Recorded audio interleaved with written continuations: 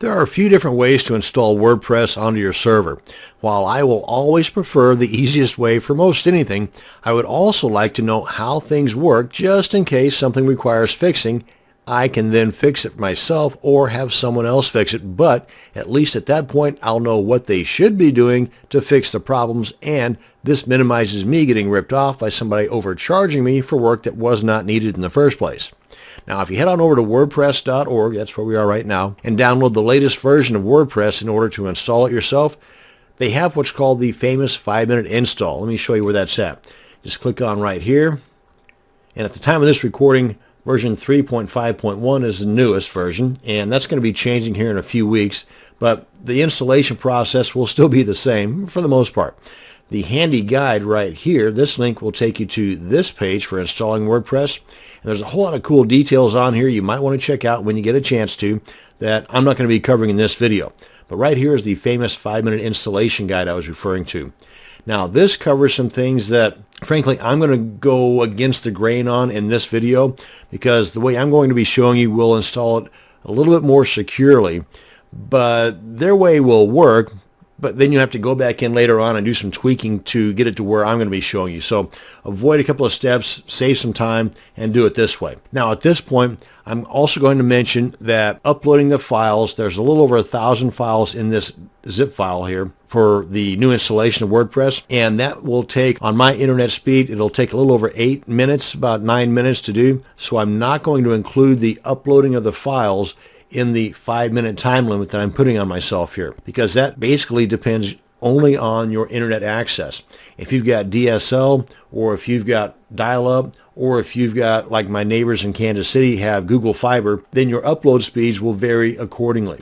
So again, I'm not going to include that in my 5-minute time limit. The one thing I do want to mention though, as far as uploading, I'm using FileZilla, and I've logged into my FTP using a secure connection. That's SFTP. And that's just an added layer of security. It's by all means not necessary or mandatory, but it's just an added layer of security to be able to log in using SFTP versus the normal FTP. What we were going to do is whenever you download that file from WordPress.org, it's going to come in the form of a zip file. When you unzip it, inside of it's going to be a folder called WordPress. You want to uploading the contents of that folder, not the folder itself, to your server where you want those files to be located at. For example, if you want your WordPress site to be brought up on the browser whenever you type in just your domain, then you want to put it in the root directory, in this case public_HTML.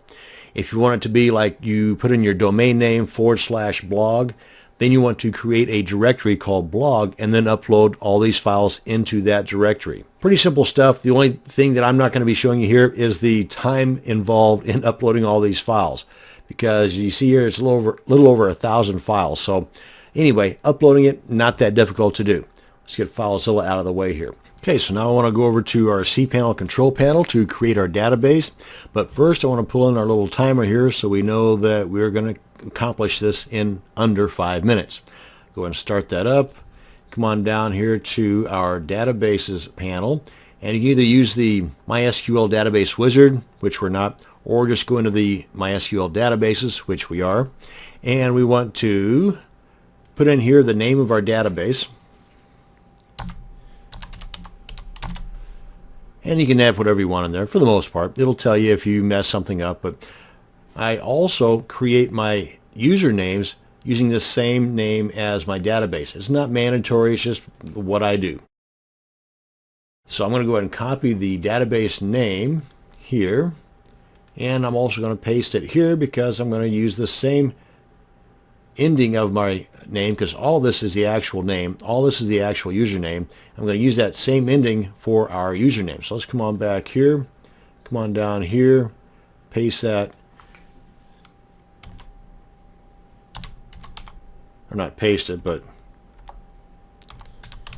put that in there like so. Use the password generator, and usually I'll use that one. You can also click here to regenerate a new one, but you need to check that box there saying that you've copied that into your clipboard, use that password, create that user, get that out of the way, click that again, and there we go. Now I want to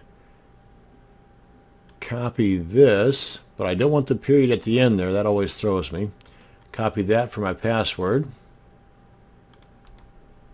Paste that there and go back. Now that we've got the username and the database name created, we now need to associate the two together. Make sure that they are both showing here, both the user and the database. Click on Add. Click on All Privileges, make changes, and we're set. Our database is ready to roll. Now then, at this point, we're done with this guy here, but I wanted to show you, if we come on back here, and if we go into File Manager, which I believe I already have opened up here, if we come on down here to the config sample, it's at this point that I tend to differ with what's explained in the WordPress installation guide, because here they want you to change the name of this to just config. They want you to delete the dash in the sample, and inside of here they want you to, let me open that up in an editor, they want you to actually go through and create these keys here, but there's an easier way to do that where you don't actually have to create those keys. They're done for you. Let's go ahead and close this out and I'll show you what I'm talking about. So we're just going to leave that alone. And we come on into our index here, and let's just refresh that. And right here it's going to create the configuration file for us. It's going to create that config file for us with all those security keys intact. We don't have to mess with that. I mean, you could always go back in and change those if you want, but why do it? Let's save time. Create config file. Now then, we want to make sure we got all this stuff, which we do right here. Go ahead and let's go. Let's go ahead and copy this here. That's the DB name and the username. Copy, paste, paste. And you see how I'm pasting both the beginning and no period. Okay, just want to make sure you were aware of that. And the password, make sure we get all that, but not the period that was at the end there in cPanel. And paste. And unless your host is something other than localhost, leave it alone. Now here is another security measure that they don't really tell you a whole lot about. I'm going to change the database or the table prefix to something else because hackers know that it's most always going to be WP underscore. Let's change it here to DTWTO. Yeah, that'll work. Underscore. Click on Submit. Run the install, and we're almost home free. Site title. And admin, we want to change that to something else. Password, let's go ahead and throw something in here.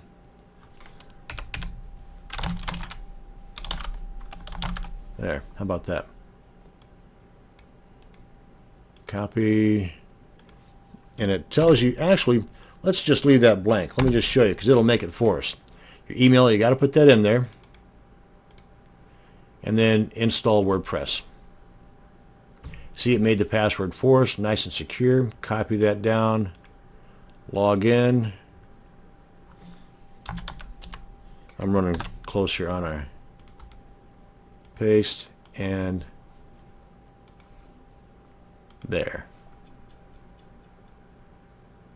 So technically we were right at 5 minutes, and I've not been yammering around. It would have been much less than that. That's how you can create your WordPress site manually and do so, in this example, right at 5 minutes. But in most cases, if you're not having to talk, you can do so in less than 5 minutes. Let me go ahead and show you what the site looks like real quick. And click on that. And here we are, my blog. And you can always change this stuff inside of the back end here. But our site's created. That's it. That's how you can manually create your WordPress site in under 5 minutes, or as in this example, right at 5 minutes. Thanks for watching, and you have a great day. There are a few different programs that are what I call one-click installers. The old guy in this group is called Fantastico Deluxe, and you'll get these in your cPanel control panel. I've already logged into this one here at HostMonster, and I prefer using basically anything other than Fantastico Deluxe, but not every hosting company offers anything other than Fantastico Deluxe. Now, all the one-click installer programs provide you with the same end results, and that is a fully functional WordPress site. The one I'm going to be demonstrating here will also provide you with a couple of added security options at the installation level that you would otherwise have to dig into the code or install plugins to achieve. Now, the one thing here that I want to mention is that another one-click installer program, in addition to Fantastical Deluxe, that's offered here at HostMonster, is called Simple Scripts. I like these guys even less than Fantastical Deluxe, so let's just get out of here altogether. In this particular hosting company, they provide one that I am going to be demonstrating with here that I simply love, and they're called Softaculous. Now, when you log into your cPanel control panel and go to the Software Services panel, if you do not see Softaculous, then go ahead and contact your hosting company if you want to and see if they'll install it for you. I mean, it's very inexpensive. As a matter of fact, I had this one installed here for this dedicated server for $2 a month. Now, if you go to the Softaculous website, you'll see that they charge even less. I think they will even charge like $70 or something like that for a lifetime license. So, you know, if you're planning to stick around with your hosting company for any length of time, that brings it to even less. What I want to do, though, is go ahead and log into here. But before we do that, I want to bring in a notepad and note these 3 items we're going to record in this particular one-click install process. And I want to bring in our little handy-dandy timer here so we can show we're going to do this in under 5 minutes. Let's go ahead and click on that to get the timer started. Click on Softaculous to open that up. And we want to click on WordPress here to get things started. Click on Install. Now, I want to get rid of this right here because right off the bat, by default, they assume that you're wanting to install your WordPress site in a directory or subdirectory called WP. You can put whatever you want in here so long as it does not exist already, but I prefer, at least ways in this demo, to install WordPress on the main domain. You also have the ability to change the database name right here, but by default, it looks pretty good to me. Here's the kicker. This is what separates this guy from the rest of the one-click installers, in my opinion anyway, and that is the ability to rename the table prefix right here.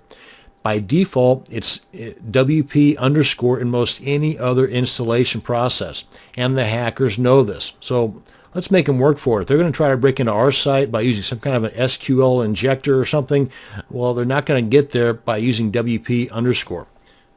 Name it whatever you want. Make sure it ends with an underscore, though, and you're good. So I want to go ahead and copy this and paste this on my record right here. Then we come on down here, the site settings, the name and description. You can name this whatever you want. You can also change this later after the WordPress installation is done. You can log into the back end of your WordPress site and make all kinds of adjustments there, these two being a couple of them. Now the admin account. Here you want to change the administrator username from the default admin to something other than admin. Make it something easy for you to remember, hard for somebody else to guess. But just make sure it's not admin. Now the password here, it should be, and this is just my opinion, it should be no less than 8 characters and somewhere right around 12 characters or more. But you should also mix things up. Use upper and lowercase letters, throw in some numbers, and at least a couple of the special characters that you'll find by holding down the Shift key on your keyboard and hitting any of the numbers up top there, like the percentage sign, the ampersand, the asterisk. Try not to have any dictionary type words because there is a program out there that some of these hackers will use that will just go through all the words in the dictionary until they come across yours. So make it hard for them to guess. So let's throw in a few letters, a few numbers, a couple of uppercase letters, and some special characters. There. If they can guess that, they can have whatever I've got in my site. Let's go ahead and copy this, paste this here, and we're solid. We're good to go. Now, the administrator email, make sure this is an email that you actually have access to and that you will receive emails at. Change the language if you want. You've got some advanced options here if you want to check into those. But that's just not that much, so I'm not going to mess with that. Click on Install, and that's it. I mean, it says 3 to 4 minutes, but usually it's just a few seconds. And boom, we have a new site. Go ahead and check this out here. Check this out if you want to log into the back end and apply your copied username and password to log in. Let's check out our site. Pretty plain Jane, but we're ready to roll. That is how you can make a more secure WordPress install using the one-click installer called Softaculous. Thanks for watching, and you have a great day. One way to help keep your WordPress site secure is to only use Secure File Transfer when transferring files to and from your WordPress site. Now, if you are manually installing your WordPress site using an FTP client, kind of like FileZilla, like what I'm going to be demonstrating with here, then only use SFTP. That's S as in secure, FTP. Now, if you are, for example, prompted within your WordPress site to supply your FTP credentials in order to update plugins and or the WordPress files, then instead of doing it that way, go ahead and use your outside FTP client like FileZilla and only use the SFTP option. Now in this demo, I'm going to show you just how easy and fast it is to set up the free FileZilla FTP client software for secure file transfer. Now I've already downloaded, installed, and opened up my FileZilla program. Come on up here to File. Oh wait, before we do that, let me bring in my handy dandy little timer here. Show you just how fast it is of that easy and fast part I was talking about. Come on up here to File, go to Site Manager. I'm going to go to New Site. And you don't really have to do it this way, but I'm going to keep things permanent in here, at least for this demo. So I'm going to go ahead and give this one a name. And you can name it whatever you want. And over here, put in your host name. Now, if you were given a host name like ftp.mydomainname.com or whatever, or www, then you do not want to put in any prefix. You want to leave off the ftp dot or the www dot and only put in the domain part .com or .net or whatever your host was. And this is information you get, by the way, from your web hosting service when you first purchase your hosting account. Now under port, this is where it got a little hairy for me. I put in port 22. That's what you're supposed to do with secure transfer or for the SFTP. But that did not work for me, so I contacted my hosting company, which is what you want to do if it doesn't work for you. And they told me, well, for me, I need a different number, 7978. Now here under protocol, hit that drop down, go to SFTP, and the rest of the stuff here is just like you would normally log in to your normal FTP account. Under login type, I'm going to go with normal, and under user and password, just put in the username and password that was given to you by your hosting account. And that's what I'm going to do now, copying and pasting. Now, whenever you're copying and pasting like I do, then you want to make sure that you're not adding any additional white marks or blank spaces to the beginning or to the end of that password or username.